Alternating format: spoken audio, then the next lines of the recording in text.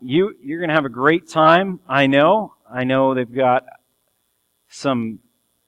I always hear great things about what you do, and that's why you're always excited to head out.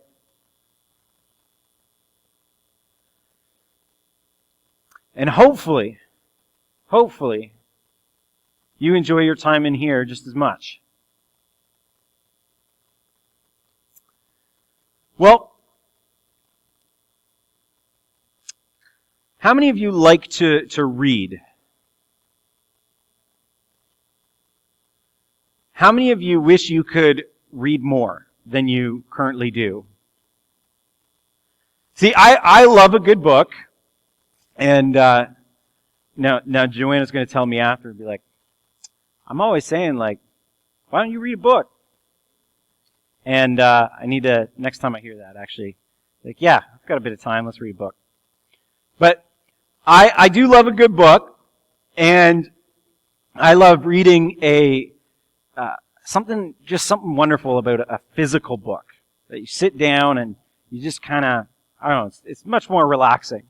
Although, I have to admit, I do a lot of audiobooks. That's the majority of the books that I read. Yes, I'm going to qualify it as reading. It counts.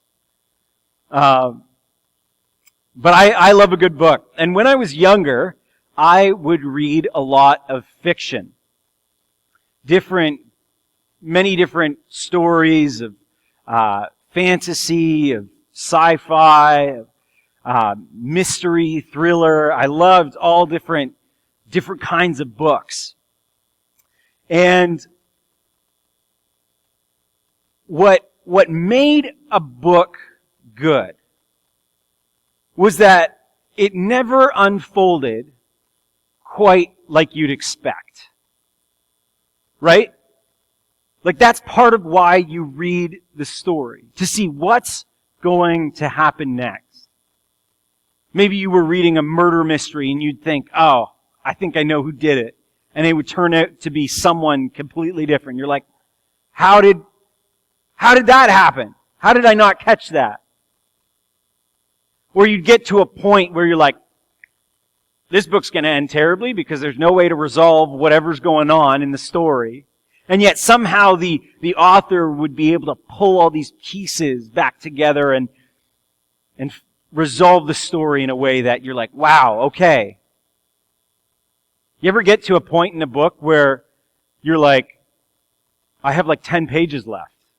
How in the world is this going to wrap up?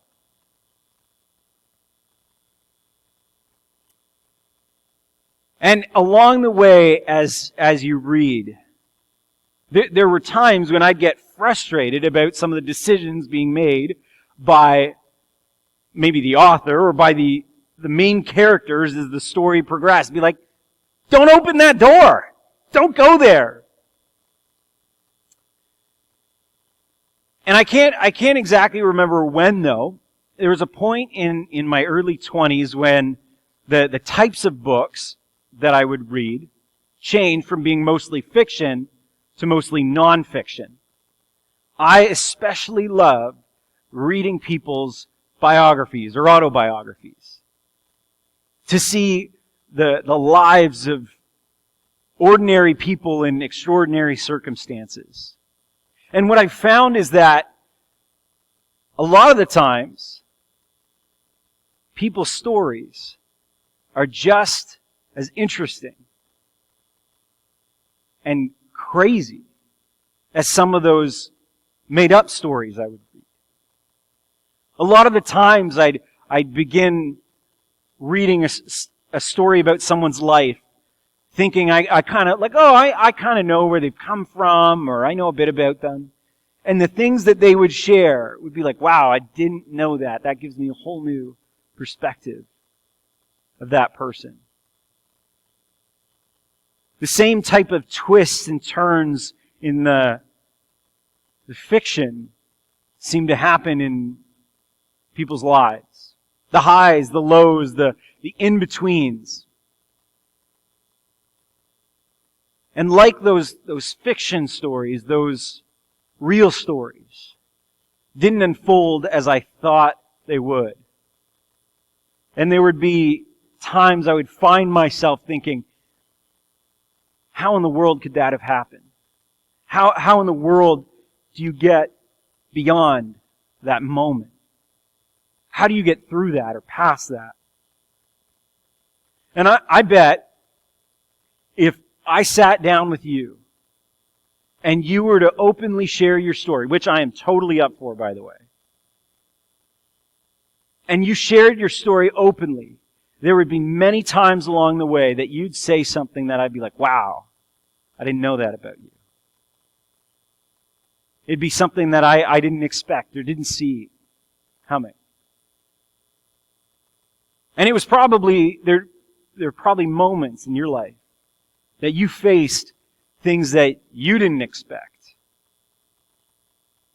Where the choices that you made, that growing up as a kid, you're like, I'm not going to do that. And then you find yourself doing it. Or when things happen that are completely out of your control. Or when something amazing happens that puts a smile on your face and you're like, wow, I didn't plan that, but that's awesome.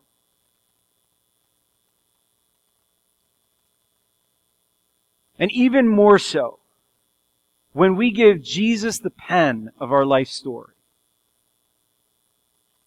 I have yet to find someone that has had their life story unfold in a way that they fully expected. And it can be challenging to figure out and navigate what to do when Jesus doesn't meet your expectations. When He doesn't give a satisfying rewrite or things turn out the way you didn't anticipate them. And there comes a point that we need to believe, we need to trust that the author knows what he's writing. See, even when Jesus was here on earth, before He was crucified, and He was healing people and loving people in a way that no one expected, and yet people longed to be loved in that way. When Jesus was constantly doing or saying something that people didn't expect, that didn't align with the story people wanted. Jesus never really matched up with what everybody wanted of Him or expected of Him. And this week we're going to look at two moments that John wrote about. In John 2 and in John 4, where Jesus doesn't follow the script, where the story takes a turn. And we are invited, along with those around Jesus, to believe in the rewriter. John chapter 2, verses 13 to 21. When it was almost time for the Jewish Passover, Jesus went up to Jerusalem. In the temple courts, He found people selling cattle, sheep, and doves, and others sitting at tables exchanging money. So He made a whip out of cords and drove all from the temple courts, both sheep and cattle. He scattered the coins of the money changers and overturned their tables. To those who sold doves, He said, "Get these out of here. Stop turning my Father's house into a market." His disciples remembered that it is written, "Zeal for your house will consume me." The Jews then responded to Him, "What sign can you show us to prove your authority to do all this?" Jesus answered them, "Destroy this temple, and I will raise it again in 3 days." They replied, "It has taken 46 years to build this temple, and you are going to raise it in 3 days?" But the temple that He had spoken of was His body. Imagine you were at home, reading a nice book, cuddled up in your best reading chair. Okay, now don't fall asleep on me as you imagine that. Perhaps with a tea or a coffee, and life is just kind of going as you expected. When all of a sudden someone bursts in and starts demolishing a wall and renovating your house. You probably wouldn't just sit there sipping on your tea or coffee and reading your book. You'd be like, what are you doing? You'd be immediately calling the cops probably. However, imagine if in the same situation, you didn't own that house, but the landlord showed up, assuming all the paperwork and stuff was all done, and began the work. No matter your objections, the landlord would have the full right to do what he wished with his or her house. Now, the Jews in the temple were shocked by this disruption. They had been going about their business day in, day out, every week, as usual. And Jesus shows up and just changes everything. And they demanded, Jesus, what right do you have to go against what the high priest, the guy in charge, has been okay with? What right do you have? Only God Himself could override what was happening in the temple. And how could God go against the priests? Jesus was absolutely not being the Savior, let alone the God they expected. So they demand a sign. They demand proof. And again, Jesus doesn't stick to the script. He doesn't say, well, oh, you want proof? Well, here you go. Jesus says, destroy this temple, and I will raise it again in 3 days.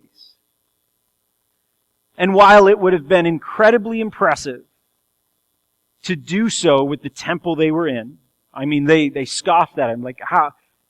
It's been years and years. There's no way you can do that. Jesus, of course, was talking about His body. And while in today's world we might have the technology to demolish a building and build it in 3 days, we still cannot reproduce what Jesus did and spoke of. And you know what I find so incredible in how John writes this? He is extremely vulnerable, open about himself and the other disciples. In the next verse, he says, after He was raised from the dead, His disciples recalled what He had said. Then they believed the Scripture and the words that Jesus had spoken. John's like, yeah, we didn't believe it in that moment. When everything worked out, we were like, oh, yeah. It was then that they realized. See, and this is where I want to highlight a fact, that belief in Jesus isn't just a static thing that either you have it or you don't. It's not just a one-off situation. Faith in the rewriter is meant to be nurtured and grown. See, if you think you're not where you'd like to be, if you think that your faith is not where you'd like it, your belief in Jesus is not where you'd like it, you are in good and growing company. See, Jesus' disciples believed in Jesus enough to follow Him. And yet it wasn't until after His resurrection that John says, we remembered what He said, and then we believed it.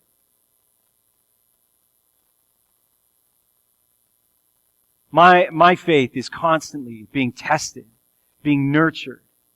And there are absolutely times that I feel like I'm not growing, where my faith is just kind of staying the same for a little bit. But when that realization hits, the question becomes, what do I need for growth? You know, Jesus himself compared faith to the embryo of a plant, we call it a seed. Jesus said in Luke 17, verse 6, He replied, "If you have faith as small as a mustard seed, you can say to this mulberry tree, 'Be uprooted and planted in the sea,' and it will obey you." Jesus wasn't concerned about the size of faith.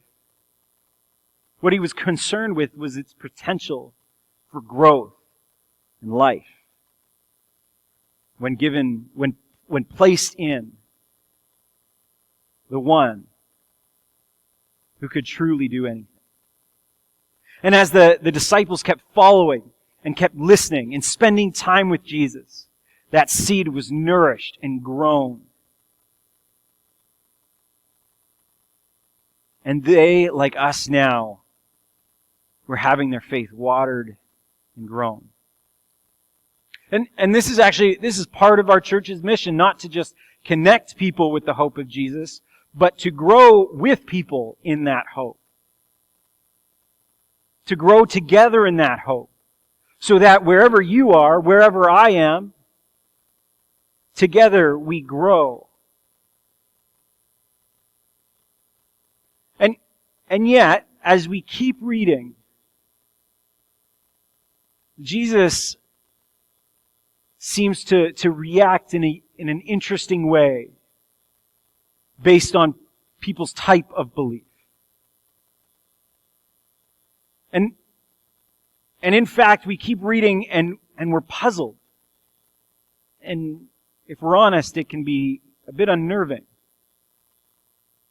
See, John chapter 2, verse 23 to 25 says, "Now while he was in Jerusalem at the Passover festival, many people saw the signs he was performing and believed in his name." And if we stop there, awesome, great. But Jesus would not entrust himself to them, for he knew all people. He did not need any testimony about mankind, for he knew what was in each person. See, this feels like one of those moments where the story takes a turn. See, Jesus shows up, does something unexpected in the temple, a twist, a turn that people weren't expecting. They asked for a sign. Jesus gives an answer that was completely unexpected. And then Jesus does what you kind of originally expect him to do after people want, like, hey, give us proof. And so they start to believe in him, and you're like, okay, this makes sense. And then Jesus says, it says, would not entrust himself to them. It's like, but Jesus, they're believing in you.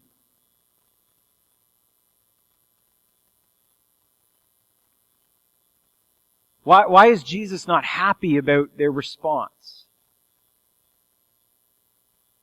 As our trust in Jesus, whether if it's in its infancy or well-seasoned, pushes us deeper for a desire to know Jesus and be with him. See, verse 24 is not a nice verse to read as we want to know Jesus more. What if Jesus won't entrust himself to us? Aren't you and I in the all people category? And this is where the distinction of belief is incredibly important. See, belief needs to be grounded in the rewriter, not small moments in the story. Have you ever known someone who who buddied up to someone because of what they had or what they could do. As long as that person had status or had wealth or had something, that person was, buddy, like, yeah, you're the best. But as soon as that was lost, they turned on them faster than milk and sun.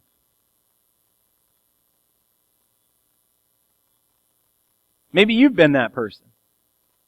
Maybe you've had a friend that you're like, I don't really like him, but he's got something I want or need. Or maybe you've had a friend that treated you that way.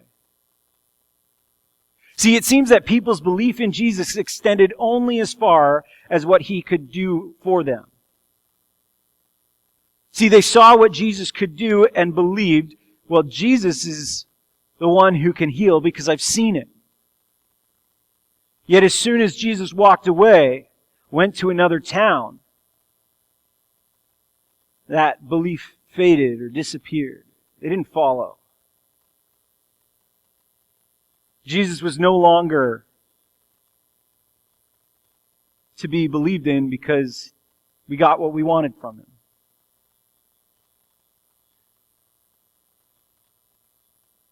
See, I love hearing moments where people completely changes somebody's life because He does something amazing. And I'm so thankful for the countless ways that Jesus has shown up in my life and through crazy circumstances has helped me get through stuff or provided what I needed. Jesus does and continues to do incredible things. However, if our faith is placed in a sign or a moment instead of the author of that moment, our faith will fade along with the memory. But when it is grounded in the rewriter, we will get to know Him. So, when Jesus doesn't act the way you want Him to, or tell you what you want to hear, what do you do?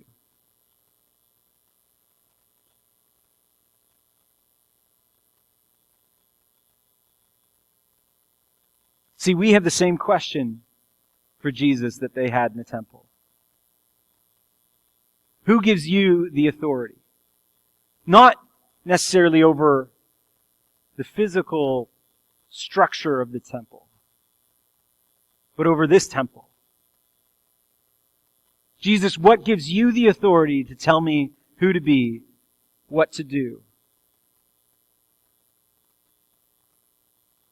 And sometimes the tables turn in that we expect that we can say, well, Jesus, this is what I want from you. This is what I want. I've got a plan for you. And yet Jesus is like, I've got a better plan for you.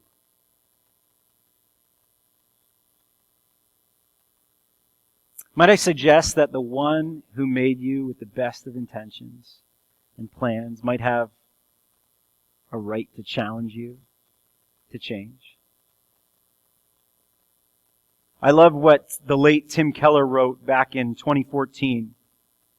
He says, if your God never disagrees with you, you might just be worshiping an idealized version of yourself. I tell you, this realization hit me like a ton of bricks. How long had I been creating God in my own image? Just like the people in the temple, or those ready to believe in someone who did what they liked. How long had I made Jesus look like what I wanted Him to be? For Jesus to truly rewrite our story, we need to be ready for times. Ready to face those moments when He expects something of us that we might not like. Ready when He doesn't answer the way we want Him to.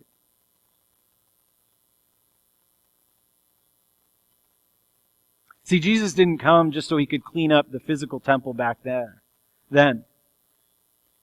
And he didn't want to just heal people's physical ailments. He came to renew it all.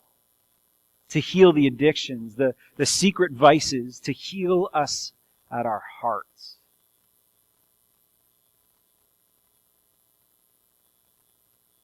And then a little while later, in John 4, we see a bit of a repeat from people. And Jesus again acting, speaking in a way that people are like, Jesus, this is not what we're asking you to do. After the 2 days he left for Galilee. Now Jesus himself had pointed out that a prophet has no honor in his own country. When he arrived in Galilee, the Galileans welcomed him. They had seen all that he had done in Jerusalem at the Passover festival, for they also had been there. See, the people initially accept Jesus, kind of like the people as Jesus is doing these incredible things in Jerusalem. They accept him not necessarily for who he is, but for what he does. And we need to distinguish that.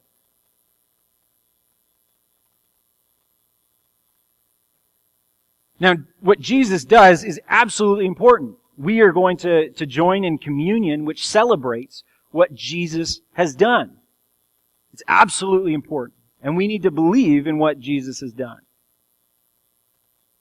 And yet, it's because of who he is that what he's done has so much meaning.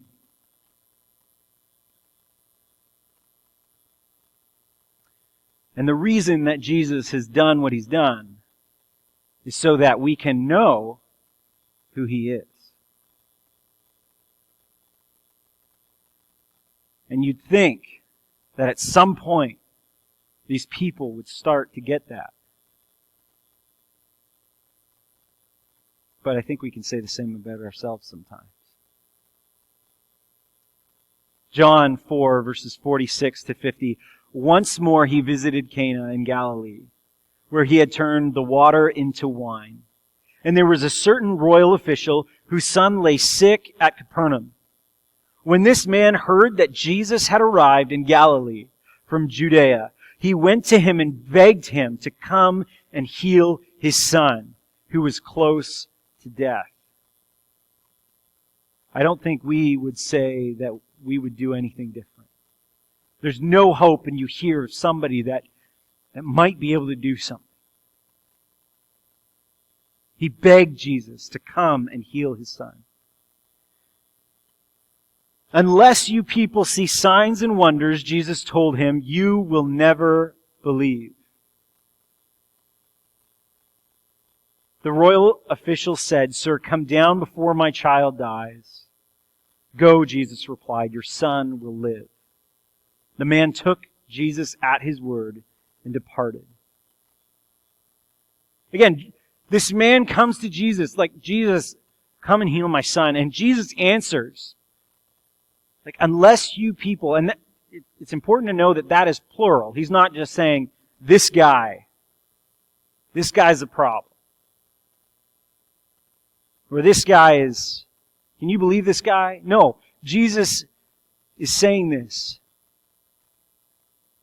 Part of what I'm doing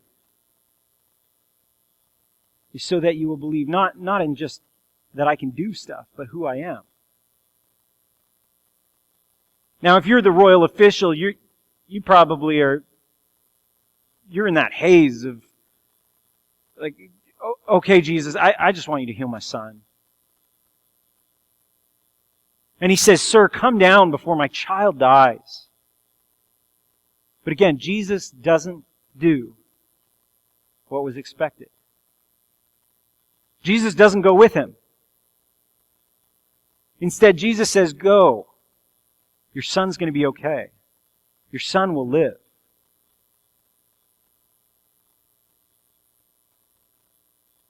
Could you imagine being in that position? I feel like if I was in that position, I'd be like, thank you, Jesus. Could you come with me just to make sure? Like what if you gotta be there? Like you haven't even seen him. You don't know what he needs. Just come with me. But this guy, the man took Jesus at his word and departed. And it's between this word, or this verse and the next verse, that we often find ourselves. In between two verses, we find ourselves where every step seems to be like another step of faith. Every step that man took towards home, away from Jesus, in the physical sense, was a step of faith in what Jesus said. See, belief in the rewriter is meant to be ongoing. It's not just a grown once, seeds sprouted, plant's good. It's not just why I said a prayer, we're good. See, when you believe who Jesus is, it's an ongoing faith. It's not meant to be a transaction. You don't just hand your belief card to Jesus and He gives you what you want. Now, I want to be clear that yes, when you put your faith in Jesus, He saves you from yourself. He saves you from the consequences of sin. When you call on His name, He saves you. You don't then keep working at, well, I got to maintain that, I got to keep it up. But because of what He's done, you can put your faith in Him, in who He is, and allow that faith to grow and be ongoing. Every step being another step of faith. I know what Jesus said. I know what Jesus has done. I know who Jesus is.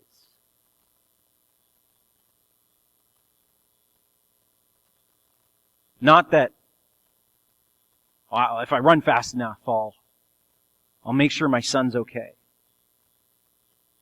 If I walk like this, it's not about the man. It's about his trust, knowing who Jesus is. While he was still on the way, his servants met him. And again, imagine the servants coming towards him before the man's even gotten home. The thoughts that would flood his mind. Why are they coming towards me? Is everything good? Is something wrong? While he was still on the way, his servants met him with the news that his boy was living. When he inquired as to the time when his son got better, they said to him, yesterday at 1 p.m, the fever left him. Then the father realized that this was the exact time at which Jesus had said to him, your son will live. So he and his whole household believed. This was the second sign Jesus performed after coming from Judea to Galilee. Just like the disciples, we see this man take Jesus at His word. He believed what Jesus said. And then when it happens, we read, well, he believed. So did he believe at the start, or did he not believe at the start? What is going on here? It's that ongoing, growing belief in Jesus. Take another step. And Jesus does what Jesus does best. Meets you where you're at. Meets you and tells you where you need to go.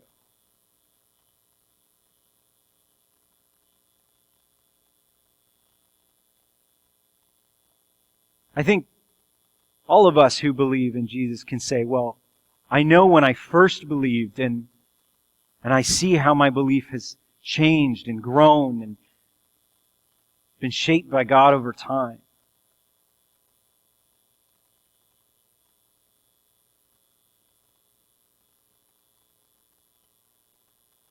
If you find yourself in that moment of, I don't know if I want to take another step. I don't even know if I want to take the first step. I encourage you to look into what Jesus has done so that you can trust who He is. So that you can take that next step.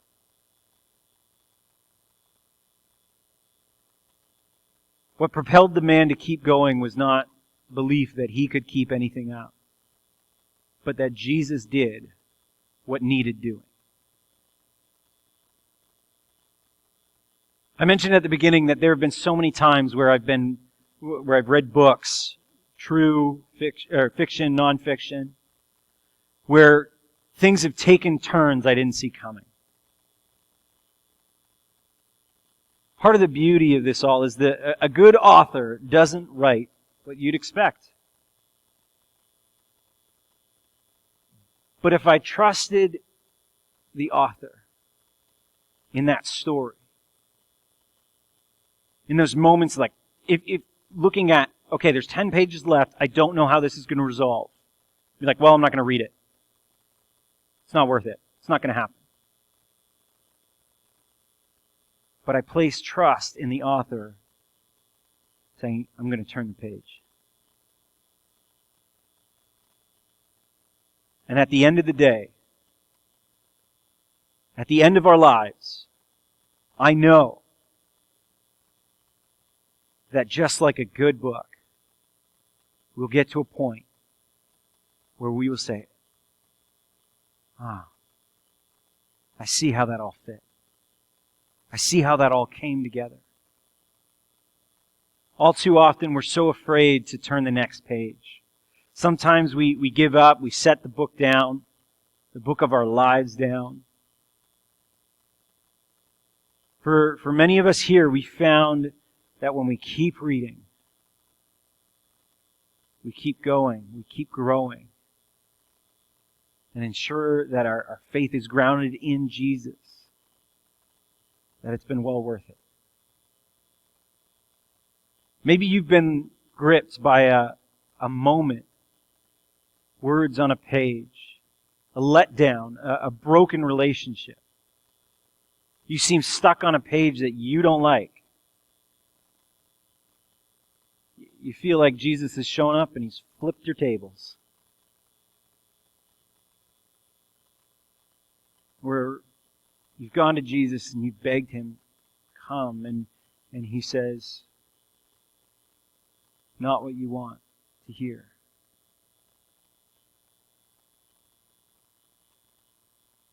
See, Jesus wants to help you turn that page. It doesn't necessarily mean resolving what was on the page before, how you'd like it. It doesn't mean you will realize what it's all about immediately. It means you are, even with the smallest of beliefs, taking another step. That maybe Jesus is who He said He was. And Jesus has the power to write something better.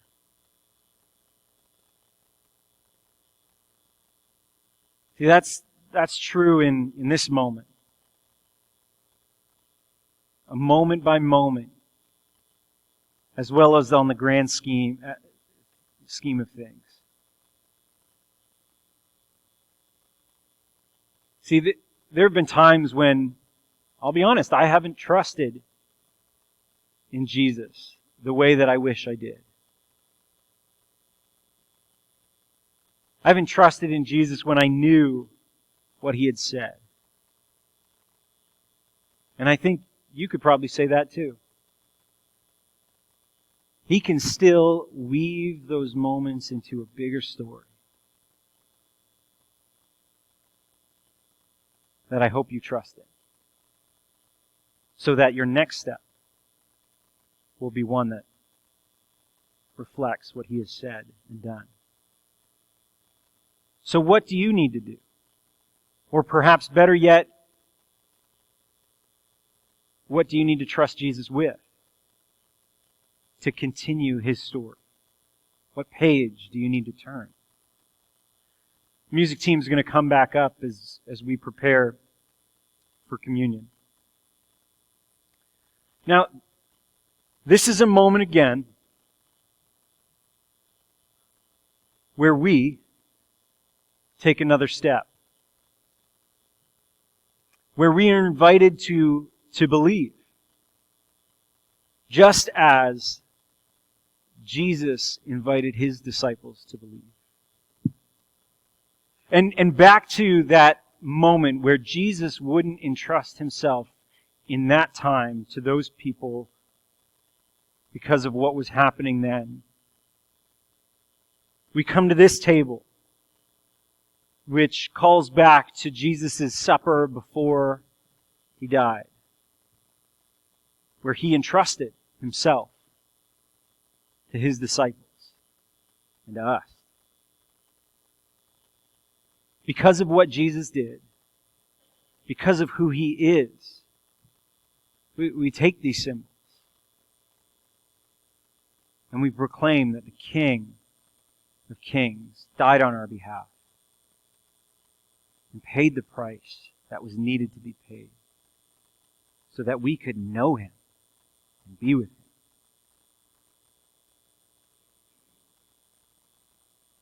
I hope that this is never a moment that we take for granted.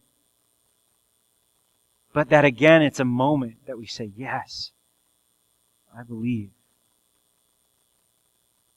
As we sing together, the servers will come forward and pass around the emblems. If you have placed your faith in Jesus, I invite you to join with us. Grab a cracker, grab a little cup of juice, and wait. Wait for us to take it together. If you need a gluten-free cracker, they're in the same trays as the juice. If you don't need that, we have the other ones in the bowls coming around. So, as we sing, let's take a moment to reflect. Jesus, I know what You've done. I know who You are. Thank You for that. Thank You for forgiving me for where I haven't taken that step of faith. Help me to take the next step. Let's sing together.